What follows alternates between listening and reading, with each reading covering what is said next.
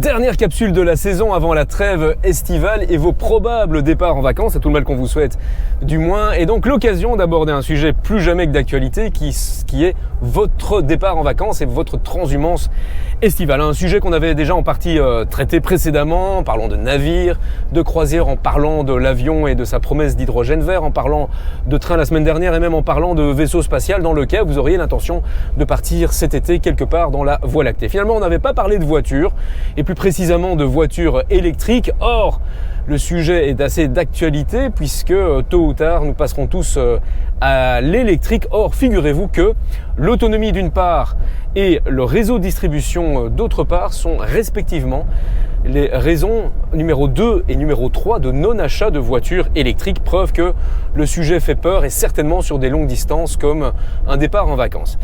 Alors on va directement tuer le suspense puisque comme vous vous doutez, si pour vous c'est une première, eh bien figurez-vous que entre-temps on a déjà plusieurs millions d'utilisateurs partout en Europe qui ont déjà réalisé ce type de transhumance estivale. C'est d'ailleurs un exercice que je réalise souvent en formation avec des commerciaux de toutes marques automobiles, c'est de préparer, de programmer, même idéalement de réaliser un trajet longue distance.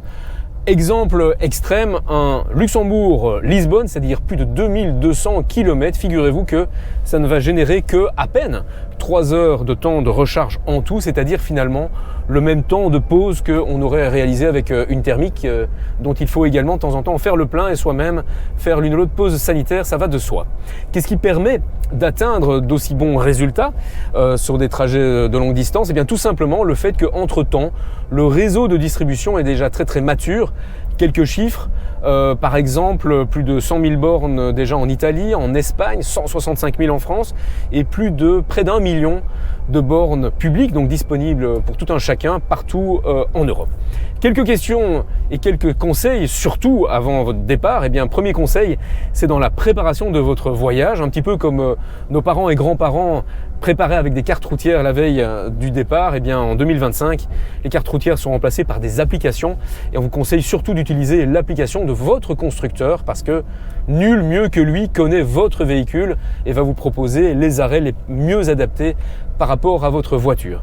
Dans la préparation également, installez, si ce n'est pas encore, toutes les applications qui vous permettront donc de vous arrêter sur toutes les bornes. Les plus célèbres sont ChargeMap par exemple, qui vous donnera accès quasi à toutes les bornes partout en Europe. Troisième conseil, c'est surtout au niveau de la réalisation de votre trajet après avoir bien préparé et en particulier la vitesse. La vitesse est vraiment l'ennemi de l'autonomie.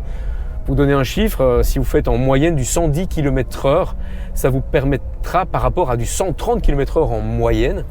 Donc une différence de 20 km/h vous permettra de gagner 30% de votre batterie, donc 30% d'autonomie. Et c'est peut-être ça qui vous évitera de faire 1 ou 2 arrêts supplémentaires sur votre transhumance estivale.